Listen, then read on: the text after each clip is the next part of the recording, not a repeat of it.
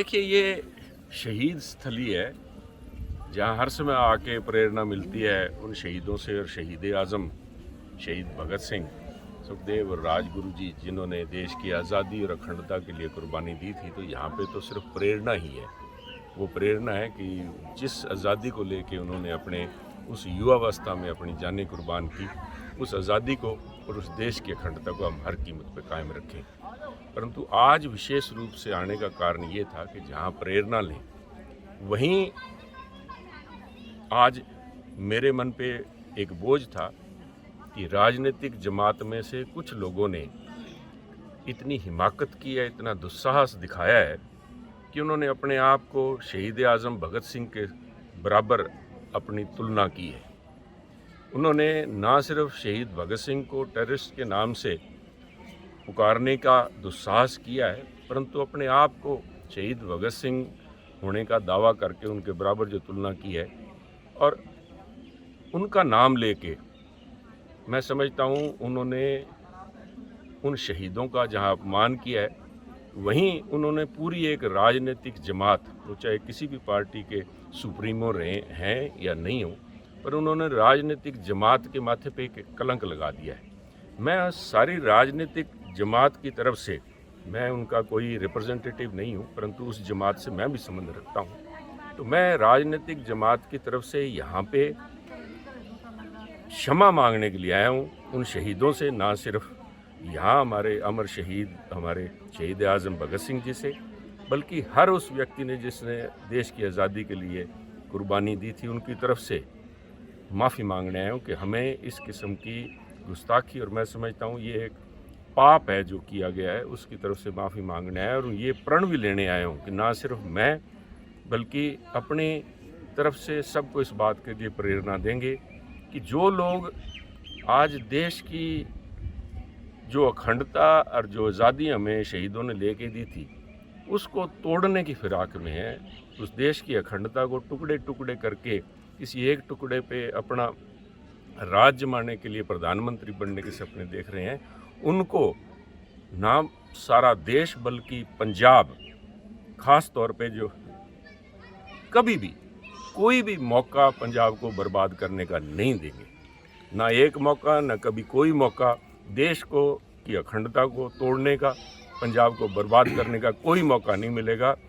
ये आज मैं पूरी जमात की तरफ से, जहाँ पे मैं अब खुद प्रेरणा लेके यहाँ से जाऊँ, वहीं मैं ये समझता हूँ कि इन शहीदों की तरफ से मैं क्षमा मांग, सोच भी आता है और किसी को सपना भी आया है, तो वो मैं समझता हूँ देशद्रोह से कम नहीं है। जो पंजाब के अंदर धर्म और जाति और रूप के आइडेंटिटी के बेसिस पे दो फाड़ करना चाहते हैं, एक जमात को कायर करार दे रहे हैं, एक जमात को भाईचारे को वो आतंकी होने का करार दे रहे हैं, इन लोगों से बचना होगा। क्योंकि पंजाब एक है, पंजाबी एक है, ना यहाँ पे कोई टेररिस्ट है, ना यहाँ पे डरपोक हैं। ये पंजाब के और देश के सपूत थे जिन्होंने देश की अखंडता के लिए कुर्बानी दी है। तो अगर वो नहीं समझते तो लोगों को चेताने के लिए आज मैं यहाँ पे आया हूँ।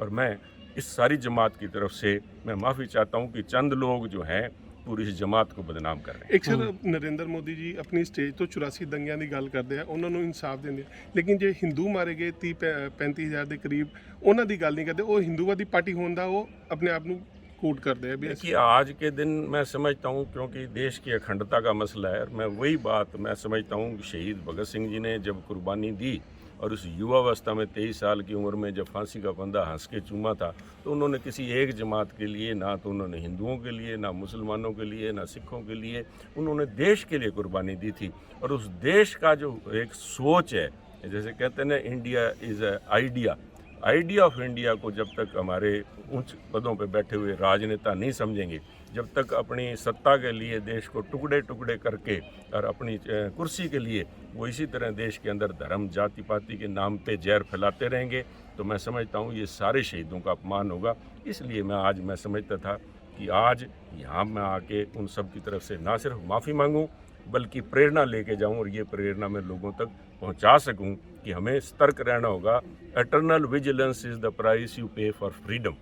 वो बात अगर सब लोग समझेंगे कि हमें सचेत रहना होगा इन लोगों से, मौका परस्त लोगों से जो मौका ढूंढ रहे हैं, एक मौका, दो मौका, पंजाब के लोग देश को टुकड़े टुकड़े करने के लिए किसी को कोई मौका नहीं देंगे सर। ਅਗਰ ਜਿਹੜੇ ਹਿੰਦੂਆਂ ਦੇ ਸਰ ਉਦੋਂ ਮਰਡਰ ਹੋਏ ਜਾਂ ਉਹਨਾਂ ਦੇ ਪਲਾਇਨ ਕਰਕੇ ਉਹਨਾਂ ਲਈ ਕੁਝ ਹੈ ਪਲਾਨ ਫਿਊਚਰ? देखिए, मेरा मानना है कोई भी अगर आज कोई इस बात कह के कि मैं एक स्वीट टेररिस्ट हूँ, उसने कोई भी जघन्य अपराध किया है, मेरा एक ही दरखास्त है, देयर इज़ नो स्वीट और सावर, there is no good or bad, there is only one form of terrorism, that's a terrorist.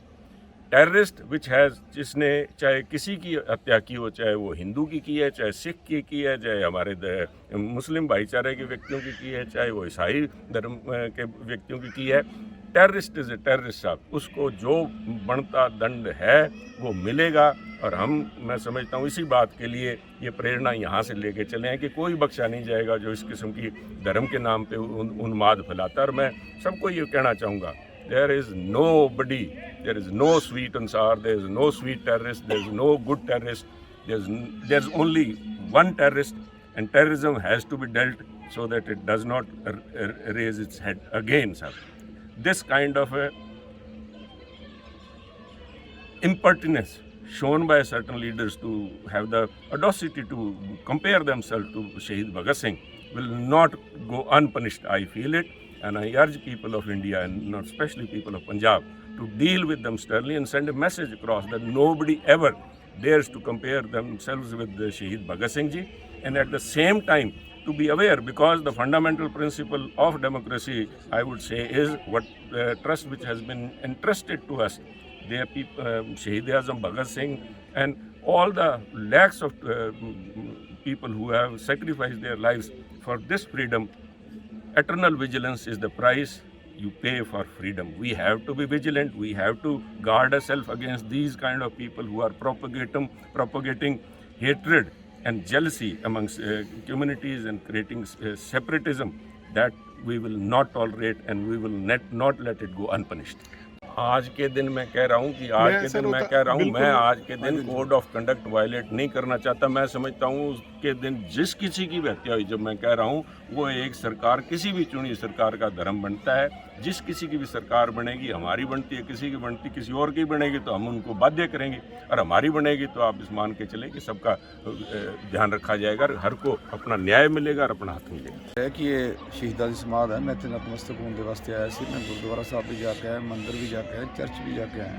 मैं आशीर्वाद लैन के वास्ते आया कि जी देश की एकता अखंडता हैगी है, वो नाल किसी को खिलवाड़ करन नहीं देंगे। भगत सिंह जी की कुर्बानी कोई छोटी कुर्बानी नहीं सी, बड़ी वड्डी कुर्बानी है। जिहड़े लोग अज देश की एकता ते अखंडता की गल करते हैं, मैं समझदा कि उहदे नाल खिलवाड़ करन की गल करते, उन्हां तो बुरा आदमी कोई हो नहीं सकता।